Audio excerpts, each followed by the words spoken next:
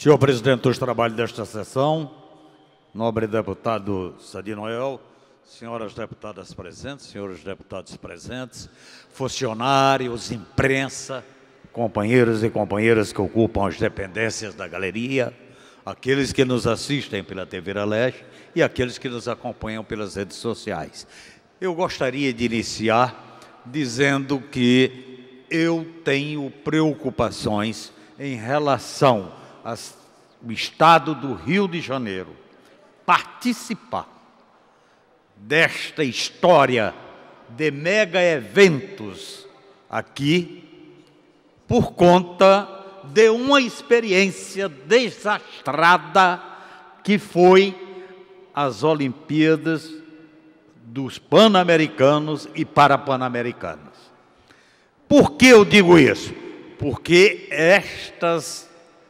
estes Jogos Pan-Americanos e Parapan-Americanos foram orçados inicialmente em 409 milhões de reais. Isto já você levando em consideração as parcelas do governo federal, do governo estadual e do governo municipal. Pois bem, nobre deputado Tio Carlos, quando chega no final os jogos realizados, o custo de 409 milhões transformou-se em quase 5 bilhões de reais. Solicitei na época uma comissão parlamentar de inquérito, exatamente para saber e entender as razões por que aquilo que foi previsto, de repente, entre o previsto e o realizado, a diferença absurda, nunca vista em nenhum lugar do mundo. Pois bem, então é claro que isto daí me chama a atenção exatamente para aquilo que está começando a existir em termos de preparação e organização, tanto da Copa do Mundo, como nessas Olimpíadas 2016, que está para se realizar daqui a pouco. E não foi por falta de fazer algumas críticas, e críticas essas no sentido de corrigir rumos de coisas que estava vendo como totalmente fora do rumo. Não foi por falta dessas críticas que as coisas chegaram onde chegou. É lamentável. Eu acho que o governo do estado do Rio de Janeiro, desde aquela época, Cabral, Pezão e agora Dornelles, eles parecem que entenderam outras modalidades nestas Olimpíadas. Por exemplo, corrupção. Então, no item corrupção, então, aqui, Estado do Rio de Janeiro, campeoníssimo. Campeonismo. Falta de transparência, Estado do Rio de Janeiro, campeonismo. Outra modalidade, eu acho que eles entenderam isto. Relações espúrias do Estado aí com instituições ou não instituições legais ou ilegais. Campeoníssimo, Estado do Rio de Janeiro. Invicto, ganha de todos. Então é inadmissível aquelas declarações feitas pelo governador Dornelles, após ter decidido que iria se fazer um decreto. A entrevista dele para os jornalistas, ali a pessoa desavisada do assunto não sabia se tratava de decreto ou de decrépito, porque realmente foi, inclusive, desrespeitoso. Um desrespeito. E nesta forma desrespeitosa de tratar aquilo que é público, aquilo que é do interesse público, Estado do Rio de Janeiro, na modalidade e campeoníssimo. Então, por aí vai. A história do metrô é uma vergonha.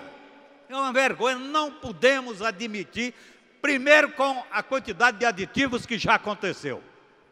Segundo, porque todo mundo sabia que eu participei das audiências públicas, com a participação da sociedade devidamente organizada e representada através dos vários presidentes de associações de moradores, uma audiência pública que aconteceu na Rocinha, num centro esportivo, e outra que aconteceu no Colégio André Morroá.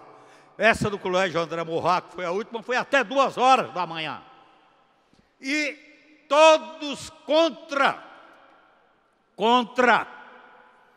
E no final, seu Regis Fitt, simplesmente representando o governo do Estado do Rio de Janeiro, falou o seguinte: é o projeto do governo e é esse que vai ser executado. Ou seja, a audiência pública estava sendo realizada única e exclusivamente para atender uma determinação da legislação que exigia a existência da audiência pública acontecer. Então, o projeto, inclusive, era para terminar em 2015. O projeto era aquele projeto, inclusive, garantindo a estação da Gávea. Agora não tem estação da Gávea, o projeto de 5 bilhões já está em 17, mas é claro que com os juros vão chegar logo a 19, 20 e por aí vai. E quem é que segura isto daí? Eu quero saber quem é que segura isso daí, porque nós não estamos vendo nenhum planejamento sendo executado e realizado pelo governo do Estado exatamente para sair de forma correta desta situação em que se encontram as finanças do Estado do Rio de Janeiro. De maneira que eu acho que, em termos de desastre, também outra modalidade parece que o Estado entende campeoníssimo exatamente nessas Olimpíadas. E por aí vai.